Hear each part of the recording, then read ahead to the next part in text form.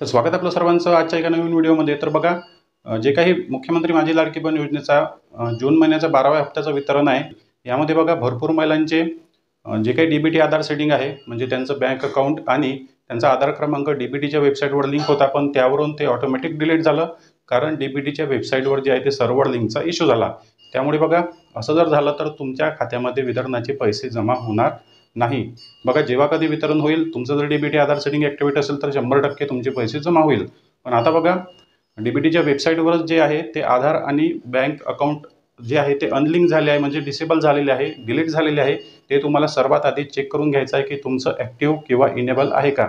जर तुमचं ॲक्टिव्ह असेल, तुमचं डीबीटी ॲक्टिव्ह असेल, तर तुमच्या खात्यामध्ये जेव्हा कधी वितरण सुरू होईल तेव्हा 100% तुमच्या खात्यामध्ये पैसे जमा होईल।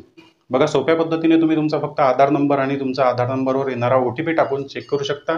2 मिनिटांमध्ये मी तुम्हाला प्रोसेस समजून सांगणार आहे। चॅनलवर नवीन असाल तर व्हिडिओला लाईक आणि चॅनलला सबस्क्राईब नक्की करा। तर बघा, सर्वात आधी तुम्हाला तुमच्या मोबाईलमध्ये असलेलं गुगल क्रोम ओपन करायचं आहे, गुगल ओपन करायचं आहे आणि त्या ठिकाणी तुम्हाला सर्च करायचं आहे NPCI। बघा, अशा प्रकारे NPCI सर्च करायचं आहे आणि बघा, क्लिक केल्यानंतर पहिल्या नंबरची जी काही वेबसाईट आहे ते तुमच्यासमोर ओपन होईल। पहिल्या नंबरची वेबसाईट या ठिकाणी बघा तुमच्यासमोर ओपन झालेली आहे। त्यानंतर तुम्हाला त्या वेबसाईटवर क्लिक करायचं आहे NPCI पेमेंट आणि बघा, तुम्हाला थोडं खाली स्क्रोल करायचं आहे। खाली स्क्रोल केल्यानंतर तुम्हाला या ठिकाणी कन्झ्युमरचं बटन दिसून येईल। कन्झ्युमरच्या बटनवर तुम्हाला क्लिक करायचं आहे। त्यानंतर बघा, रिक्वेस्ट फॉर आधार इनेबलचं ऑप्शन दिसत आहे, त्यावर तुम्हाला क्लिक करायचं आहे।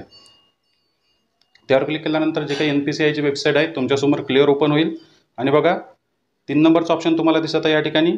3 नंबरचं ऑप्शन आधार मॅप स्टेटसवर तुम्हाला क्लिक करायचं आहे।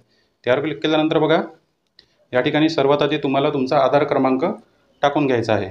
आधार क्रमांक टाकल्यानंतर तुम्हाला कॅप्चा कोड टाकून द्यायचा आहे आणि चेक स्टेटस या बटनवर तुम्हाला क्लिक करायचं आहे। त्यानंतर बघा, तुमच्या आधार क्रमांकाला जो मोबाईल नंबर लिंक आहे, आधार नंबरला लिंक असलेल्या मोबाईल नंबरवर एक OTP येईल। तो OTP तुम्हाला या ठिकाणी सबमिट करायचा आहे आणि बघा, OTP आलेला आहे। OTP टाकल्यानंतर आपल्याला या ठिकाणी कन्फर्म बटनवर क्लिक करायचं आहे। त्यानंतर बघा, या ठिकाणी आधार मॅप स्टेटस तुम्हाला या ठिकाणी बघा क्लिअर दिसत आहे आणि इनेबल आहे। इनेबल फॉर डीबीटी म्हणजे कोणत्याही योजनेचा लाभ घेण्यासाठी तुमचं अकाउंट ॲक्टिव्हेट आहे। बघा, bank name state bank of India आणि जे काही आधार लिंकची डेट आहे तुम्हाला या ठिकाणी क्लिअर दिसून येत आहे।